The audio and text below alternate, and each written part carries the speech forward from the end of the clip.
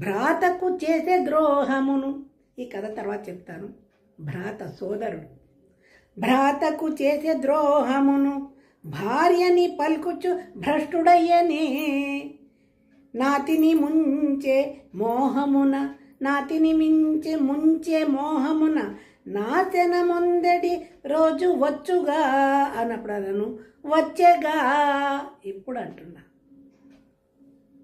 స్త్రీ అన్న చిన్న చూపు, ఆడదంటే చాలా అలుసు.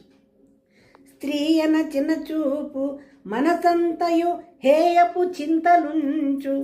తా మాయను చూపునెంతయును మానిని మాటల ఉంచుచుండ, మాయని మాటల ఉంచుచుండు. ఈ హేయపు భవనంబునకు హేతువు ఏమియో కనరాదుగా. స్త్రీ అంటే చులకన భావన, మాయలో పెట్టేసి స్త్రీలను దగా చేసినటువంటి ఈ వ్యక్తికి ఈ బుద్ధి ఎందుకు వచ్చినో కారణమే తెలపట్లేదు. మూయగరాదు నోటినిలా, నోటిని ముయ్యలేకపోతున్నాం. మూడేడి రోజులు ముందు నుండేగా, ఎప్పుడో రాసుకున్న పద్యం ఇది. మూడేడి రోజులు ముందుకొచ్చేగా. ఇప్పుడు అంటున్నా, అహంకారంతో ఆయన రేగిపోయినప్పుడు కవిత్వం నా మీద రాయలేదనే కదా ఇప్పుడే వచ్చింది. మాటయే రాని మానిని మాటల మాయల ఉంచని తడే. అమాయకత్వాన్ని మాయ మాటలతో ఉంచాడు. మాటల ధాటికే కదను మాన్యులు ఇచ్చిరి భూరి బిరుదులన్. పద్మశ్రీ బిరుదులు ఊరికే ఇవ్వలేదు, ఆ టాలెంట్కి ఇచ్చారు. బూటకమైన మాటలకు భారీగా భూసురుడొందే సంపదల్. 100 కోట్లు 300 కోట్లు అంటున్నారు కదా, మరి ఆ ప్రతిభ వాక్కుకి సంపాదించుకున్నాడు కోట్లు. మాటలు నేర్చినాడు ఇలా మూడేడి కాలము వచ్చుటెన్నడో.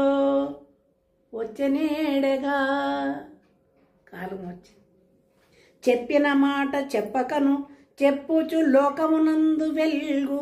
తన తప్పులు ఎన్నో కప్పిపుచ్చుచును తేనెల పలుకులు పలుకుటేలను. తప్పదు ఒక్కనాటికిని తన్నులు ఖాయము వెర్రి మానవా. చెప్పెడు వాడు చేయడను చెప్పెడి సామెత సత్యమే కదా. భార్యని ప్రేమించండి, అన్నదమ్ముల ప్రేమలు, అభిమానాలు, కుటుంబాలు, ధర్మాలు. భార్యను ప్రేమించండి చెప్పాలా? ఎవడు భార్యను వాడు ప్రేమించుకోడు. ఎక్కడ ఏది లేదు, ఎవడికి ఏది రాదు, దాని గురించి ఎక్కువ మాట్లాడతాడు. ఇలా ఆయన పద్యాలు వాడి మీద చెప్పమంటే ఇప్పుడు వచ్చినటువంటి పద్యాలు తమరి కోసం వినిపించానండి. ఇంకా ఒక చిన్న రామాయణంలోని చిన్న కథ చెప్తాను. సత్యనారాయణ గారు, ముళ్ళపూడి సత్యనారాయణ గారు. రామాయణం ప్రపంచవ్యాప్తంగా అడుగడుగున ధర్మాన్ని తెలిపేటువంటి మహాగ్రంథం రామాయణం. ప్రతి పాత్ర ద్వారా వాల్మీకి ధర్మాన్ని బోధిస్తూనే ఉన్నాడు. దీంట్లో 3 పాత్రలు తీసుకుంటున్నాం. రాముడు, సీత, లక్ష్మణుడు. రాముడు మాయలేడి కోసం అలా వెతుక్కుంటూ అడవి లోపల డీప్గా వెళ్ళిపోయాడు. లోపలికి వెడుతూ లక్ష్మణుడికి ఏమని చెప్పాడు? సీత రక్షణ బాధ్యత నీది, సీతను జాగ్రత్తగా చూసుకో, నేను వచ్చే వరకు అన్నాడు. లక్ష్మణుడికి అప్పచెప్పి వెళ్ళాడు, సొంత తమ్ముడికి అప్పచెప్పి వెళ్ళాడు భార్యను. లక్ష్మణుడు లేని సమయంలో అయితే రావణుడు వచ్చాడు, సీతని ఎత్తుకెళ్ళాడు. దాంట్లో కొంచెం నాకు తప్పు అనిపించింది, ఎందుకంటే వాడు రాక్షసుడు, రాక్షస ప్రవృత్తి. ఎంతమందినో చెరబట్టాడు, సీతాదేవి మీద వ్యామోహపడ్డాడు, ఆమెని రాక్షసుడు ఎత్తుకెళ్ళాడు. No relationship between Ravana Sita. రాముడు సీత మధ్యలో ఎటువంటి రిలేషను లేదు. ఆయన ఒక రాక్షసుడు, ఒక స్త్రీని అపహరించుకుపోయాడు. కానీ రావణాసురుడిని పక్కన పెడితే సీత రక్షణ బాధ్యత అప్పచెప్పి వెళ్ళాడు కదా రాముడు లక్ష్మణుడికి. లక్ష్మణుడు రక్షించవలసింది పోయి సీతనే ఎత్తుకుపోతే. రామాయణం మీద నేను ఈ ఉదాహరణలు చెప్పకూడదు పాప, కానీ ప్రపంచానికి గతంలో వాల్మీకి సుగ్రీవుడు అని కథ చెప్తే అర్థం అవ్వాలా, ఇప్పుడు అర్థమవుతుందని చెప్తున్నాను. ఇవాల్టి పాత్రధారి లక్ష్మణుడు మీ గురువు గారు. సీత, ఈ వెర్రి సీత పాత్రధారి ఈమె. ఉద్యోగం కోసమని వెళ్ళిపోయా లేడీ ప్రస్తావన వచ్చినట్టు రాముడు లేడీ కోసం వెళ్ళినట్లు ఉద్యోగం కోసం వెళ్ళాడు అన్నా. భార్య బాధ్యతని లక్ష్మణుడికి అప్పచెబితే కంచే చేను మేస్తి లక్ష్మణుడి సీతని ఎత్తుకెళ్ళడం, రామాయణం మీద ఎటువంటి ప్రయోగాలు చేసి చెప్పడం చాలా ఘోరాతిపరమైనటువంటి తప్పు. కానీ తమరిలాంటి వాళ్ళకి తెలవాలి కదండి. గురువుగారు ఏమిటో, గురువుగారి ధర్మం ఏమిటో, వారి ప్రవృత్తి ఏంటో చెప్పాలి కదా. అందువల్ల నేను ఈ పాత్రల్ని తీసుకోవాల్సి వచ్చింది. ఇప్పుడు ఈ యుగంలోని కలియుగంలోని దుర్మార్గుడైనటువంటి లక్ష్మణ పాత్రధారిని గురువు. సీత బతుకు మొత్తం పోయింది, సర్వనాశనం అయిపోయింది. చిన్నప్పుడు దేవుడికి దండం పెట్టుకొని భర్త 2 పిల్లల్ని ఇయ్యని దండం పెట్టుకుంటే 2 పిల్లల్ని ఇచ్చాడు, కానీ భర్త అవుతాడా? జీవితం మొత్తం అడవిల పాలైపోయినట్లుగా బతుకు మొత్తమే పోయింది ఈ మనిషి కారణంగా. 25 సంవత్సరాలు భరించలేని ఈ బంధం చిచ్చి నీచమైన బంధం అది. పిల్లల కోసమని 25 సంవత్సరాలు ఉన్నా. పిల్లల ఫ్యూచర్ దృష్టిలో పెట్టుకొని, భవిష్యత్తు దృష్టిలో పెట్టుకొని అక్కడ నాకు స్థానం లేదు, నాకు విలువ లేదు. ఎందుకంటే రిజిస్టర్ మ్యారేజ్ కూడా చేసుకోలేదు, 10 మంది ఎదురుకుండా పెళ్ళి కూడా చేసుకోలేదు. నాకంటే 2 ఏళ్ళు చిన్నవాడు నన్ను అన్యాయంగా ఎత్తుకొచ్చి నా జీవితంతో చెలగాటమాడుకున్నాడు. ధర్మబద్ధమైన పెళ్లి చేసుకున్న వాడికి భార్యని ఎలా చూసుకోవాలో తెలుస్తుంది. ఎత్తుకొచ్చిన వాడికి ఏం తెలుస్తుందండి? పెళ్లి చేసుకున్నాడా, ఒక దండ వేస్తే అది పెళ్ళి అవుతుందండి? అన్నీ భరించేందుకు 25 సంవత్సరాలు నా పిల్లల కోసం, ప్రాణాధికమైన నా పిల్లల కోసం నేను భరించి నోరు మూసుకుని ఉన్నాను. పిల్లల గురించినటువంటి బాధ్యత లేదు. స్త్రీని గౌరవించడం తెలియదు, ప్రేమించడం తెలియదు. ప్రేమ గౌరవం ఈ 2 పక్కన పెడితే అక్కడ నా పాత్ర ఏమీ లేదు. పిల్లలు ఆవారాగా తిరుగుతున్నారు. వాళ్ళ భవిష్యత్తును దృష్టిలో పెట్టుకొని ఈ రిలేషన్ వాళ్ళ మీద పడకూడదు, దుష్ప్రభావం పడకూడదు అనే ఉద్దేశంతో నేను ఎలాగో నా జీవితం పోయింది అనుకొని పిల్లల్ని నువ్వే చూసుకోని బాధ్యతను 10-12 ఏళ్ల పిల్లలు అంతవరకు నేను పెంచానండి స్త్రీగా. అప్పచెప్పి బయటకు వచ్చేసాను. పిల్లల్ని ఎందుకు వదిలేసేవని కామెంట్లో ఒక్కొక్కళ్ళు రేగిపోతున్నారు.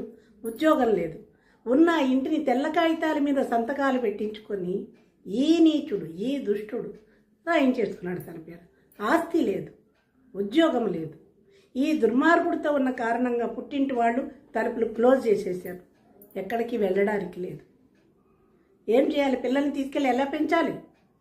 సొసైటీలో తండ్రి ఎవరని అడుగుతారు, తల్లి ఎవరని అడగరు. ఎన్ని ఆలోచించి ప్రేమని మనసులోనే చంపేసుకొని పిల్లల్ని బాధ్యత అప్పచెప్పేసి బయటకు వచ్చేసా. కేవలం పిల్లల ఫ్యూచర్ కోసమని, వాళ్ళ భవిష్యత్తును దృష్టిలో పెట్టుకుని బయటకు వచ్చేసి ఎందుకు వదిలిచ్చేవని అడిగేటువంటి వాళ్ళకి సమాధానం ఇది. అయిపోయింది. ఎవరి జీవితాల్లో వాళ్ళు ఉన్నాం. పిల్లల బాధ్యత తీసుకున్నాడు. నేనే అన్నా ఇంకో పెళ్లి చేసుకున్నా. పిల్లలకి తిండి కావాలంటే శారదని పెళ్లి చేసుకున్నాడు. పాపం ఆమె చాలా ఉత్తమురాలు. ఆమె అంటే నాకు చాలా ప్రేమ. ఎందుకు? నా పిల్లలకి ఇంత అన్నం పెట్టింది, ప్రేమని పంచి ఇచ్చింది. వెర్రి తల్లి. వీడి వల్ల ఏముండదని నాకు తెలుసు.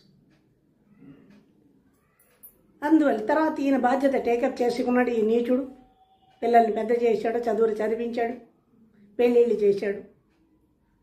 అక్కడ కూడా నాకు సంతోషమే. మంచి వచ్చాడు, పిల్లల్ని టేకప్ చేశాడు, వాళ్ళని ఒక దారికి తీసుకొచ్చాడు. ఆ సంతోషం నాకు ఎప్పటికీ ఉంది. వాళ్ళు అక్కడ బాగానే ఉన్నారు. ఇక్కడ నేను ఆధ్యాత్మికమైన చింతనలోకి పోయి అన్ని బంధాలు దూరం అయిపోయాయి అని నిరంతరం పిల్లల్ని తలుచుకుంటూనే దీపం పెట్టుకుంటున్న ఆయుధ నా పిల్లలకి దేవుడా అని దీపం పెట్టుకుని వాళ్ళని గుర్తు చేసుకొని క్షణమే లేదు తల్లిని కదా. ఒళ్ళు కొవ్వి వదిలి రాలా. వాళ్ళ భవిష్యత్తు కోసం నేను వచ్చాను. ఇప్పటి వరకు 24 అవర్స్ పిల్లల గురించి నేను ఆలోచిస్తాను. వాళ్ళ ఆలోచనల్లోనే నేను బతుకుతున్నా, ఋషిలా బతుకుతున్నా, ఆధ్యాత్మిక చింతనతోటి. బయటకు ఎందుకు పనికిరావన్నాడు మీ గురువు నీచుడు. సంస్కృతం ఎంఏ చేశాను, తెలుగు ఎంఏ చేశాను, మ్యూజిక్ ఎంఏ చేశాను.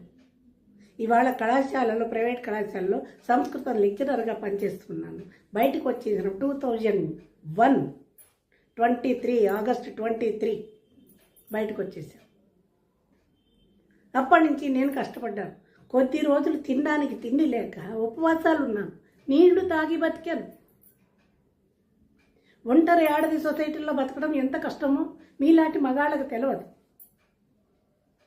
ఎన్నో కష్టాలని పడి పడి భగవంతుడు నా పట్ల ఉన్నాడు కాబట్టి ఇవాళకి స్టాండ్ అయిపోయి బతుకుతున్నాను, ధైర్యంతో బతుకుతున్నాను. ఇటువంటి కామేశ్వరి గారికి ఆయనకి ఏమీ సంబంధం లేదు. 40 అంటే ఇప్పుడు 25 సంవత్సరాల తర్వాత ఈ విషయాలు ఎందుకు అని చాలామంది అడుగుతున్నారు. దానికి కారణం 10 నెలల క్రితం ఇప్పటికీ ఆ పాండిత్యం మీద ఇప్పటికీ గౌరవమే. నాకు చిన్నప్పటి నుంచి చూసేది ఒక ఊరి వాళ్ళమండి.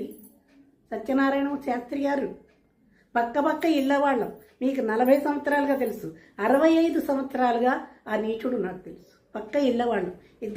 అందరం కలిసి ఊళ్ళో పిల్లలు ఆడుకునేవాళ్ళం. అందరం కలిసి కెనడీ హై స్కూల్ కాశీపాడు అనే చోట చదువుకున్నాం. జీవితం మొత్తం వాళ్ళమ్మ వీడిని ఎత్తుకోవడం నాకు తెలుసు.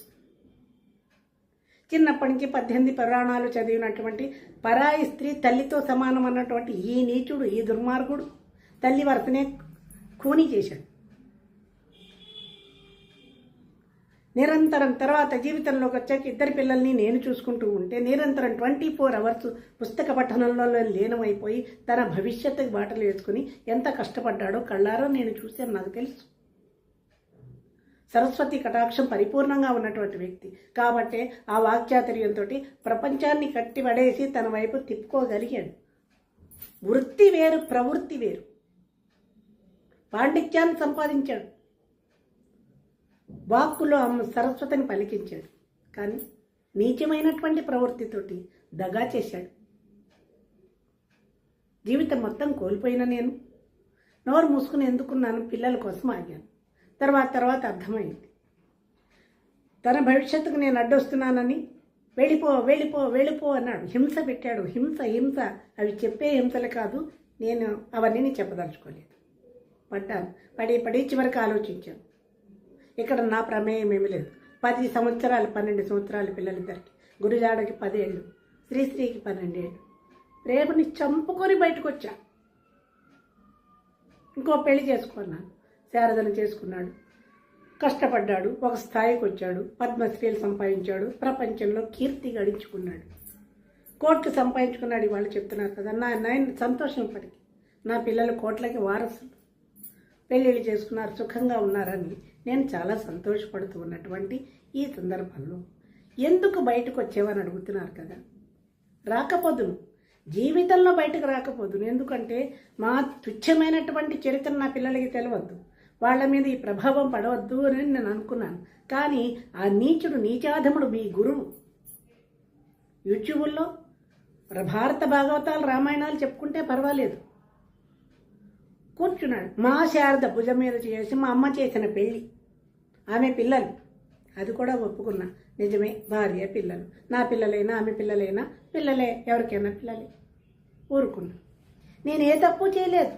నేను శ్రీరాముణ్ణి, తప్పు చేయలేదు. కొంచెం కోపం వచ్చిన ఊరుకు. తర్వాత ఏమన్నాడు, నీకు అన్యాయం జరిగితే, నీకు అవమానం జరిగితే రా బయటకు వచ్చి చెప్పు. నీ అవమానం చెప్పకపోతే ఎలా తెలుస్తుంది? సమాజాన్ని ఓ తట్టి లేపుతున్నాడు. అప్పుడు నాకు అనిపించింది, నాకు అన్యాయం జరిగింది కదా, నేను కూడా బయటకు వచ్చి చెప్పుకోవచ్చు కదా. ఈయన సంఘ సంస్కర్త కదా, ఎందరో మహానుభావాల్ని మార్చినటువంటి వాడు అని బయటకు వచ్చి ఒక వీడియో చేసుకున్నాను. దాంట్లో డైరెక్ట్గా కూడా ఏం మాట్లాడలేదే. రామాయణంలోని 2 పాత్రలు, వాలి సుగ్రీవుడు ఇద్దరిని తీసుకున్నాను. సుగ్రీవుడు తమ్ముడు, వాలి అన్నగారు. సుగ్రీవుడు భార్యని వాలి తీసుకెళ్ళిపోయినా పర్వాలేదు, మరదలవుతుంది కాబట్టి. కానీ సుగ్రీవుడు వారి భార్యతోటి సంబంధం అక్రమంగా పెట్టుకోవడం, ఆయనని తీసుకెళ్ళిపోవడం ఎంతవరకు ధర్మం, ఎంతవరకు న్యాయం అనేటువంటి దాని మీద కొంచెంసేపు మాట్లాడితే అది వైరల్ అయ్యి తిరుగుతోంది అటు ఇటు. అర్థమైన వాళ్ళకి అర్థమైంది, లేని వాళ్ళకి లేదు. నా మీద క్రిమినల్ కేసు పెట్టి పోలీస్ స్టేషన్లో ఆగాను. నా కన్న కొడుకు చేత గురిజాడను కళ్ళల్లో పెట్టుకుని పెంచుకున్నాను. పిచ్చి వెధవని ఎంత ప్రేమగా పెంచుకున్నాను. వాడు అన్నీ మర్చిపోయాడు. తండ్రి రక్తం కదా. వాడు ఈ వయసు ఎప్పుడైతే నా మీద కేసు పెట్టాడో అదే వయసులో నాన్ను దగా చేశాడు వాళ్ళ నాన్న. అదే స్థితిలోకి కొడుకుని లాక్కొచ్చాడు ఆ తండ్రి. పిల్లల భవిష్యత్తు చూసి వాళ్ళని మంచిగా తీర్చిదిద్దవలసినటువంటి ఒక టీచర్. వన్స్ అపాన్ ఏ టైం కొడుకు చేత క్రిమినల్ కేసు కన్నతల మీద పెట్టిస్తాడండి. ముందే తెలివిగా నా చేత అమాయక తెల్ల కాగితాల మీద సంతకాలు పెట్టించుకుని నా పేరునున్న ఇల్లు లాగేశాడు. అదే తెల్ల కాగితాల మీద అడ్డం దొడ్డం రాయించి పిల్లాడి చేత క్రిమినల్ కేసు పెట్టించాడు. గత 10 నెలల క్రితం, ఇది 9 నెలల క్రితం. వీడియోలు తీసేయాలి, నా పరువు పోతుంది అంటే అదే మాటని ఆ కొడుకుని నా దగ్గరికి పంపించి వీడియో తీసేయమనరా, పరువు తీయొద్దనరా అని ఉంటే కొడుకు మీద ప్రేమతోటి తీసేద్దును కదా, నోరు మూసుకుని ఉందని కదా. మనిషికి పుట్టినప్పటి నుంచి అహంకారం. మీ గురువుగారికి చాలా అహంకారం, కుటుంబంలో అందరికీ అహంకారం. పొగరుతోటి క్రిమినల్ కేసా, నీతో పోతున్నాను రా అంటే క్రిమినల్ కేసు పెట్టాడు. అప్పుడు విడాకులు పెట్టించి పెళ్ళే లేదు, విడాకులు. ఇప్పుడు మళ్ళీ గతంలో ఆ రాముడితోటి నేను ఉన్న రోజుల్లో నాకు చెప్పకుండా 1 డేలో విడాకులు ఇప్పించినటువంటి దుష్ట నీచ నికృష్ట మానవుడు నీ గురువు. పచ్చటి సంసారం, సుఖంగా బతుకుతున్నాను. నలుగురు అన్నదమ్ములు, వీళ్ళ పెద్దన్నయ్య, వీళ్ళ మామయ్య, కట్టుకున్న భర్త గరికిపాటి వెంకటేశ్వరులు నా భర్త పేరు. అందమైన వాడు, అందమైన జీవితం, సుఖంగా బతుకుతున్నాం. వీడు ఎందుకు వచ్చినట్లు నా జీవితంలోకి? వాడు అంతా అసమర్థుడయ్యాడు నా భర్త. నలుగురు కూర్చుని అత్తవారి తరపు వాళ్ళు కాగితాల మీద సంతకాలు పెట్టించి నీకు విడాకులైపోయాయి అంటాడా వీడు? అందరికంటే చిన్నవాడు. వాళ్ళందరి నోరు ఏమని మూయించాడు? నా ప్రమేయం లేకుండా మా నాన్న కాళ్ళు కడిగి కన్యాదానం చేశాడే. పుట్టింటి వాళ్ళకి పోని మీ అమ్మాయి సరిగా లేదనో విడాకులు కోరుతుందని ఆయనకి ఇన్ఫర్మేషన్ ఇవ్వాలి కదా. మా నాన్నకి చెప్పలేదు, అన్నదమ్మలకి చెప్పలేదు, పుట్టింటి వాళ్ళకి చెప్పకుండా ఒక విజయవాడలో ఒక రూమ్లో కూర్చోబెట్టి పెట్టని బలవంతంగా సంతకాలు పెట్టించి తర్వాత ఇదిగో నీకు విడాకులు అయిపోయి కాగితాలు ఇవ్వని చూపిస్తాడా ఈ నీచుడు? పచ్చని సంసారం కూల్చి ఆ రోజు నేను పెట్టిన శాపాలే ఇవాళ వీడియోలు. వారం రోజులుగా వీడిని ఉతికి ఆరేస్తున్నారు. వీడి దరిద్రాన్ని బయటకు లాగారు. విత్తనం నాటినాడే మొక్క వచ్చి ఫలాలు పుష్పాలు రావు. 40 సంవత్సరాల క్రితం చేసినటువంటి ద్రోహం ఇవాళ ఈ అహంకారాన్ని దెబ్బ కొడుతుంది. అప్పుడు విడాకులు ఇప్పించాడు. విడాకులు కాగితాలు నాకేమి ఇవ్వలేదు. పోనీ విడాకులు చేసుకుంటే వాళ్ళకున్న ఆస్తుల భరణం స్త్రీకి ఇస్తారు, అది తెలియదు. వెర్రిదాన్ని నేను. తర్వాత నీతో పడట్లేదు వెళ్ళిపోతున్నానంటే క్రిమినల్ కేసు పెట్టాడు. లాయర్ దగ్గర 3 లక్షలు అడిగాను. 3 లక్షలు పెట్టి ఫోర్జరీ చేసి లాగేశాడు ఈ నీచ నికృష్ట నీ గురువు. ధనం లాగేశాడు. నా కుటుంబం బాగా డబ్బులున్నటువంటి ధనం ఉన్న కుటుంబం అని మా అమ్మ వెర్రిదయ్యి ఇన్ని నగలు వేస్తారు, సుఖపడతాను అని ఆ ఇంట్లోకి అత్తగారింటికి పంపించింది. మా అమ్మ పిచ్చిదయ్యి బతుకు బండ్లలైంది. అప్పుడు క్రిమినల్ కేసా? వాలి సుగ్రీవుల కథలు చెప్పినందుకు క్రిమినల్ కేసా? ఏం చేశానని క్రిమినల్ వాడాన్ని నేనా? కుటుంబంలోంచి దగా చేసి నన్ను ఎత్తుకొచ్చిన వాడు క్రిమినల్. నాకు తెలియకుండా నా ఆస్తి తెల్ల కాగితాల మీద సంతకాలు పెట్టించిన వాడు క్రిమినల్. ఒక్క రోజులో విడాకులు ఇప్పించిన నా బతుకును బండర చేసిన వాడు క్రిమినల్. ఇన్ని పెట్టి క్రిమినల్ కేసు నా కన్న కొడుకు చేత నా మీద పెట్టిస్తారా? 60 సంవత్సరాలు వచ్చి 25 సంవత్సరాలుగా నా కష్టంలో నేను బతుకుతున్నాను. ఎవరి జోలికి రాలేదు, ఎవరి ఎండ లేదు, పుట్టింటి అడ్డ లేదు, ఎవరి ఎండ లేదు. ఒక్కదాన్ని హైదరాబాద్లో రోడ్ల మీద పరిగెత్తించారు. వయసులో ఉన్న నన్ను ఎన్ని కష్టాలు పడ్డాను. భగవంతుడు అనేవాడు నా వెనకాల ఉండబట్టి ఇవాళ నేను మనిషిలా నిలబడ్డాను ఇక్కడ. అటువంటి నా మీద క్రిమినల్ కేసులు పెడితే మనసు బాధపడింది. పోలీస్ స్టేషన్ పంపిస్తారని నన్ను గౌరవనీయమైన కుటుంబంలో పుట్టి పెరిగాను నేను. 60 సంవత్సరాలు వచ్చి నన్ను పోలీస్ స్టేషన్కి తీసుకెళ్ళి పోలీస్ స్టేషన్లో పెట్టిస్తాడా? అయిపోయిన కాలం అయిపోయిందిలే అనుకున్నాను. బయటకు వచ్చాను, వీడియోలు తీయించేస్తాను. పుట్టింటి పేరుతోటి నేను వీడియోలు చేసుకుంటూ ఇంత ప్రేమగా పెంచిన నా గురజాడ నా మీద ఇటువంటి కేసు పెట్టాడని బాధతోటి 2 వీడియోలు చేస్తున్నాను 9 నెలల క్రితం. ఆ 9 నెలలు దాంట్లో నేను బ్లేమ్ చేస్తున్నాను. నేను ఏడ్చుకుంటూ నా దురదృష్టం కోల్పోయాను పిల్లల్ని, నా బతికి ఇలా అయిపోయింది.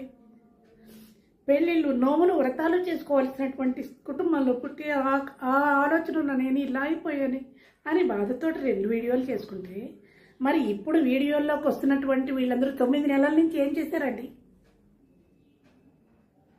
9 నెలలుగా ఉన్నటువంటి నా వీడియోలను ఉపయోగించుకుంటూ నా ఫోటో పెట్టి అప్పుడు నేను పడిన బాధలన్నీ ఇప్పుడు అప్లై చేస్తూ ఎవడు పడితే వాడు వచ్చి మీడియాలో మాట్లాడుతున్నారు.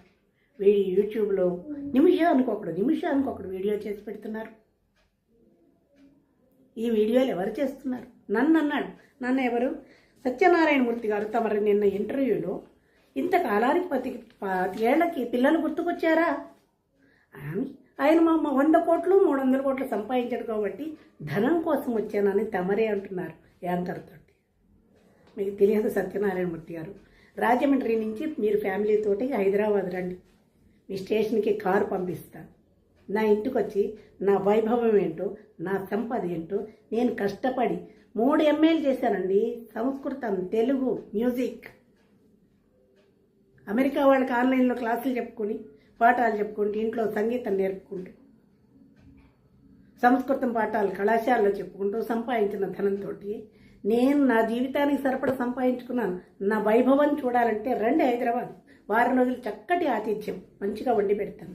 రండి సత్యనారాయణమూర్తి గారు, మీలాంటి వాళ్ళు మీడియా ముందుకు వచ్చి అవాకులు చెవాకులు పేలేటువంటి వాళ్ళు చూడాలి. ఒక్కళ్ళైనా నా బతుకు చూడాలి. డబ్బులు ఆశించి నేను చేస్తున్నాను వీడియోలు. 25 సంవత్సరాల తర్వాత నీ పిల్లలు గుర్తుకొచ్చారా? అసలు హూ ఆర్ యూ? మీరెవరండి నా గురించి, నా పిల్లల గురించి అడగడానికి? వాళ్ళు నా పిల్లలు, ఎక్కడున్నా నా పిల్లలే. నా జీవితం మొత్తం ఆ ప్రేమకే అంకితం. నా పిల్లల గురించి నేను ఆలోచించుకోగలను. 25 సంవత్సరాల తర్వాత నా పిల్లలు కావాలని నేను అడగలేదే. వాళ్ళు రావాల్సిన అవసరం లేదు. ఎక్కడో అక్కడ సుఖంగా ఉండాలనుకున్నాను, ఉంటున్నారు. వాళ్ళ జీవితంలో దగా చేసిన వాడు మాట్లాడట్లేదు, బాగానే ఉన్నాడు. దగా పడిన నేను కూడా బాగానే ఉన్నాను, మాట్లాడట్లేదు. మధ్యలో మీరందరూ రేగిపోతున్నారు ఎందుకండి? మరి 9 నెలల క్రితం చేసినటువంటి వీడియోలను ఇప్పుడు ఎందుకు లాగుతున్నారు? 9 నెలలు ఏం చేశారు? డబ్బు కోసం నేను ఎప్పుడైనా డబ్బు కావాలని, పిల్లలు కావాలని కానీ వాళ్ళ ధనం గురించి ఏమన్నా మాట్లాడిన వీడియోలు ఏమన్నా ఉన్నాయో చూపించండి. నా కళ్ళ ముందు పెరిగినవాడు, నాకంటే 2 ఏళ్ల చిన్నవాడు నన్ను దగా చేశాడు అనే ఒక్క చెడు తప్పితే కష్టపడ్డాడు, ప్రతిభ ఉంది, ప్రపంచాన్ని ఏలుతున్నాడు. అన్ని వీడియోలు చూస్తాను, సంతోషపడతాను. పోయిన జీవితం ఏదో పోయిందిలే, అయిపోయింది. నా పిల్లలు ఫారెన్లో ఉన్నారనుకుంటాను, వాళ్ళు వీడియోల్లో చూస్తున్నట్టుగా నేను కూడా వీడియోల్లో నా పిల్లల్ని చూసుకుంటున్నాను, నా కుటుంబాన్ని చూసుకుంటున్నాను. నేను ఒక ఋషిలాగా ఆధ్యాత్మికమైనటువంటి దృష్టిలో నేను భగవంతుడు సేవ చేసుకుంటూ బతుకుతున్నాను. పిల్లలకి సంగీతం నేర్పుకుంటాను, సంస్కృతం నేర్పుకుంటూ బతుకుతున్నాను. 9 నెలల క్రితం చేసినటువంటి నా వీడియోని ఇప్పుడు లాగి నా ఫోటో పెడుతున్నారు. నేను అప్పుడు పడిన పిల్లల కోసం బాధపడినటువంటి నా కడుపులో మంటతోటి నేను ఏదో చేసుకున్నవన్నీ పెట్టి నీకేం కావాలమ్మా? కూడా పొద్దున ఫోన్ చేస్తున్నాడు, నిన్న కూడా ఫోన్ చేశాడు. ఈ పోరాటం దేనికి? ఎవడు పోరాడాడయ్యా? పోరాడి డబ్బులు అడుగునేంత దుస్థితిలో నేను ఆత్మవిశ్వాసం ఉన్న ఆడదాను. ఎప్పుడైతే బయటకు వచ్చానో అప్పుడు భగవంతుడు నా వెనకాలే ఉన్నాడు. ఆత్మవిశ్వాసంతో నేను చదువుకున్నాను, సంపాదించుకుంటున్నాను. నీలాంటి వాళ్ళకి సంవత్సరం ఆతిథ్యం ఇవ్వగలిగే శక్తి కలిగిందాన్ని నేను. ఆ ధనం ఒక్క పైసా నాకు అవసరం లేదు. పిల్లలు రావాలని అనుకోవట్లేదు, వాళ్ళు అక్కడ ఉన్నారు, హాయిగా ఉన్నారు, ఉంటారు. నా వెనకాల భగవంతుడు ఉన్నాడు. నారు పోసిన వాడే నీరు పోస్తాడు, పుట్టించిన వాడే తీసుకెళ్తాడు. వేల మంది శిష్యులు ఉన్నారు, వెల్ విషర్స్ ఉన్నారు. నీచంగా వీడియోలు చేయవలసిన అవసరం నాకు లేదు. ఈ వీడియోలు ఎవరు చేస్తున్నారో కనుక్కోమని మీ గురువు గారికి చెప్పు.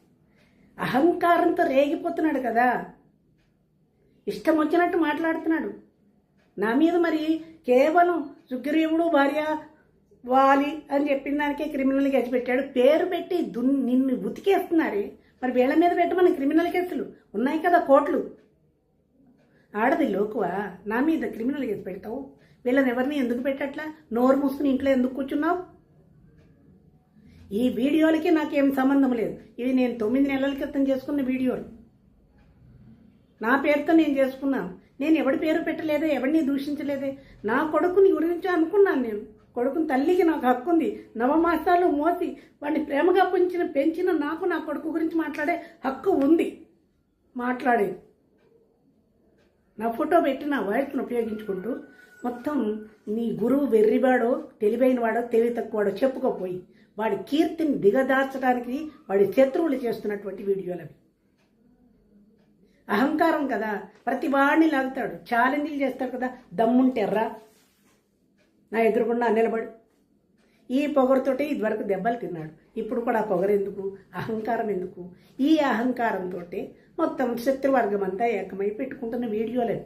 వెల్విషర్గా వస్తున్నాడు ఒక్కొక్కడు, నిమిషానికి ఒక వీడియో చేస్తున్నాడు. ఆయన పెద్ద భార్య చిన్న భార్య. మీకెందుకయ్యా పెద్ద భార్య చిన్న భార్య?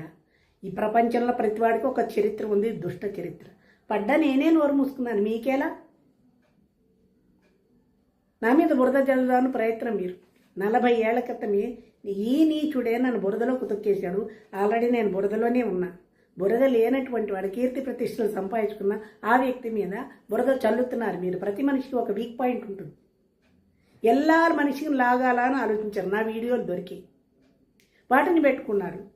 మనిషిని మొత్తం లాగి వైరల్ అయిపోయి ప్రతి ఛానల్ వాడు అడ్డమైన ఎక్కడెక్కడో వెర్రి మొహాలన్నీ కూడా స్టేజ్ వచ్చేసి కెమెరా ముందుకు వచ్చి పరిపాటి వారిని ఏమన్నా అంటే నేను సహించను. ఒక్కొక్కటి వాడుకుంటున్నారు, నా పేరు వాడుకుంటూ, నా వీడియోలు వాడుకుంటూ వాడికి పరువు తీస్తున్నారు అవతల. ఆ అహంకారికి కావలసిన దెబ్బది. ఇప్పుడు ఈ పరువు తీస్తున్న వీడియోలు వాళ్ళు ఎవరో కనుక్కో. దమ్ముంటే మీ గురువు గారిని వాళ్ళ మీద క్రిమినల్ కేసులు పెట్టమని చెప్పి. ఈ వీడియోలకు కానీ వీటికి కానీ నాకు సంబంధమే లేదు. I don't want money. నా పిల్లలు కూడా నాకు అవసరం లేదు. వాళ్ళ నుంచి నాకేం అవసరం లేదు. నేను హాయిగా బతుకుతున్నా. రమ్మంటున్నాను కదా, వచ్చి చూడండి నా ఇల్లు, నన్ను చూడండి. నోటికొచ్చినట్టు మాట్లాడడం కాదు. ఎవడు పడితే వాడు. గవర్నమెంట్ టీచర్ కామేశ్వరి వీళ్ళిద్దరికీ ప్రేమాట. తెలిసి తెలియని కథలు బాగా ఎక్కడో ఇంత సమాచారం పట్టుకుని దానికి రంగులు అద్ది కథలు కల్పించి చెయ్యి. అవి నాలికలైనా తాటిపట్టెలా.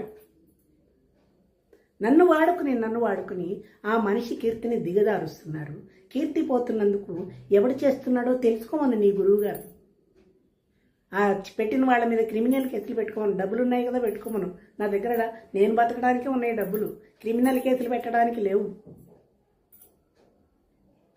నన్ను ఏదో చేద్దామనుకుంటారు. I am not celebrity. ప్రపంచానికి నేను ఎవరో తెలియదు. గుట్టు